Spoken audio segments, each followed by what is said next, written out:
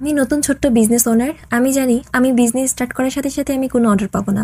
আমি এটাও জানি আমার কোনো ভিডিও বা পোস্টে হাজার কিংবা লাখের মধ্যে ভিউ, কমেন্ট কিংবা লাইক শেয়ার হবে না। কিন্তু তারপরেও আমি খুবই ধৈর্যের সাথে আমার এই নতুন বিজনেস জার্নিটা স্টার্ট করেছি। আমি এটাও জানি যে ধৈর্যের ফলটা কিন্তু মিষ্টি হয়।